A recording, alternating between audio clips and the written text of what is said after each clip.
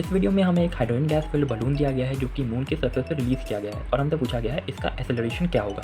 हमें एक और कंडीशन दी गई है कि एफएम जो ग्रेविटेशन है मून पर वो 1/6 है ग्रेविटेशन ऑन अर्थ पे। तो बेसिकली ये कंडीशन हमें ये GM equal to 1/6 of G derive करने के लिए दी गई है जो कि हमें जनरली आता है।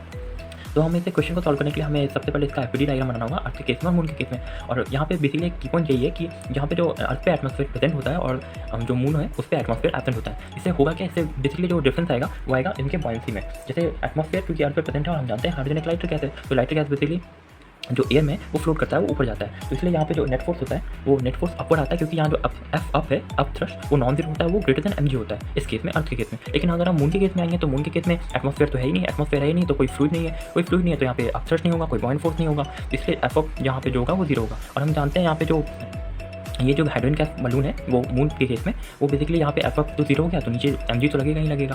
तो जो नेट फोर्स होगा वो बेसिकली वेट हो जाएगा इसका, वेट ऑन मून, और वो डाउनवर्ड होगा। तो हमारे पास जो नेट एक्सेलरेशन के लिए हम वापस एफ इक्वल टू m कर सकते हैं। और एफ हमारे पास नेट फोर्स सिर्फ mg है, वो gm यहाँ पे आएगा क्योंकि यहाँ पे मून के केस में हम बात कर रहे हैं, और m इंटू ए। तो यहाँ से अगर हम निकालें तो जो ए नेट होगा वो gm के बराबर होगा। तो हमारा जो फाइनल आंसर हो जाएगा वो बेसिकली जो हाइड्रोजन गैस फिल्ड बलून है वो g/6 एक्सेलरेशन से फॉल डाउन होगा, ना कि राइज अप होगा, क्योंकि यहाँ पे एटमॉस्फेयर नहीं है। Thank you.